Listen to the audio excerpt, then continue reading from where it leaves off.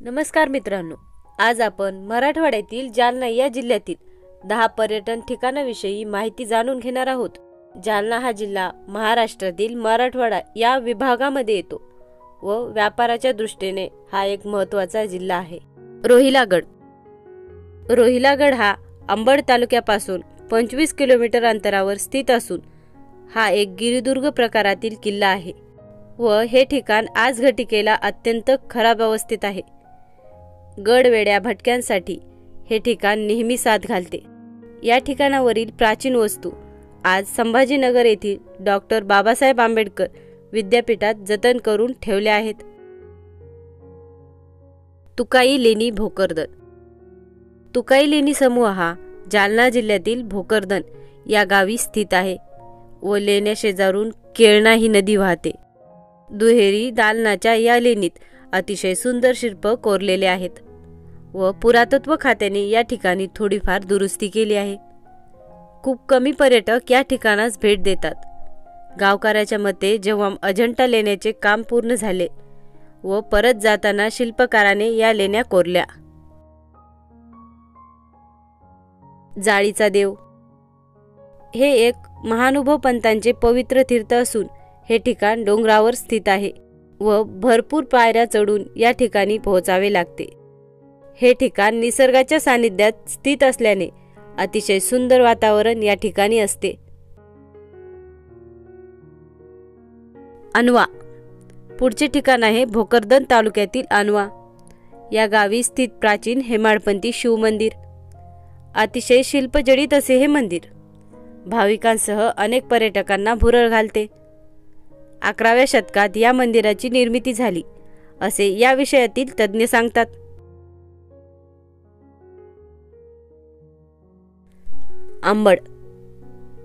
अंबड या तालुक्याच्या ठिकाणी मत्स्योदरी देवीचे अतिशय भव्य देऊळ आहे। नवरात्रात या ठिकाणी भाविक मोठ्या संख्येने दर्शनासाठी येत असतात। हे मंदिर उंच डोंगरावर स्थित असून या डोंगराचा आकार मासोळीसारखा आहे व म्हणून या देवीस मत्स्योदरी हे नाव मिळाले असे गावकरी सांगतात।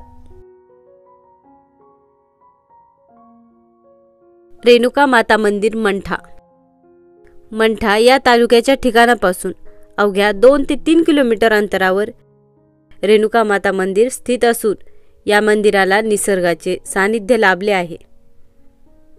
नवरात्रामध्ये या ठिकाणी भव्य यात्रा महोत्सव असतो व त्यावेळेस दुरून दुरून भाविक देवीच्या दर्शनासाठी येत असतात।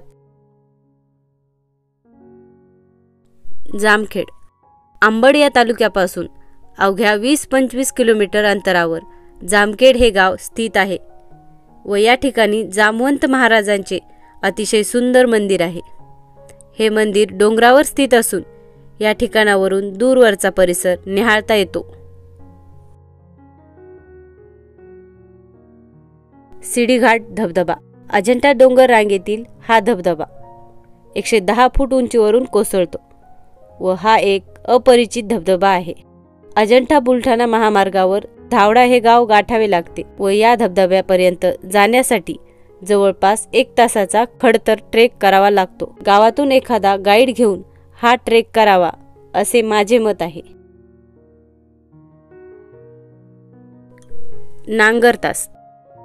नांगरतास हे ठिकाण जालना या जिल्ह्याच्या ठिकाणापासून 55 किलोमीटर अंतरावर स्थित असून या ठिकाणास प्रति महाबळेश्वर म्हणून ओळखले जाते। पावसाळ्यात या ठिकाणी अनेक छोटे मोठे धबधबे पाहायला मिळतात व नांगरतास या पर्यटन ठिकाणापासून काही किलोमीटर अंतरावर अनेक मंदिरे आहेत, जसे की गोखुरेश्वर मंदिर, शंभू महादेव, मुंजाचा माळ इत्यादी।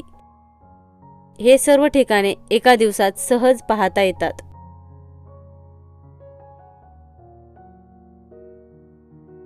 राजूर गणपती जालना शहरापासून अवघ्या 30 किलोमीटर अंतरावर राजुरेश्वराचे हे देऊळ स्थित आहे। हे मंदिर उंच डोंगरावर असून शुभ्र रंगाच्या संगमरवरी पाषाणात बांधलेले आहे। संकष्टी चतुर्थी व अंगारकी चतुर्थीला राज्यासह परराज्यातील भाविक गर्दी करतात, तर आजूबाजूच्या गावातील काही भाविक पायी चालत येतात। राजूर गणपतीचे महत्त्व प्राचीन काळापासून आहे। गणेश पुराणात राजूर गणपतीचा उल्लेख आलेला आहे. महाराष्ट्रातील 3.5 शक्तिपीठापैकी हे एक संपूर्ण शक्तिपीठ आहे. इसवी सन 1722 मध्ये पेशव्यांनी राजुरेश्वरास 9 क्विंटल वजनाची पंचधातूची घंटा अर्पण केली होती व ती आजही मंदिरात आहे. तर असे आहे जालना. जालना जिल्ह्यातील एखादे पर्यटन स्थळ राहिले असल्यास कमेंटमध्ये नक्की कळवा. बाकी व्हिडिओ आवडल्यास लाईक, शेअर आणि सबस्क्राईब करायला विसरू नका. धन्यवाद.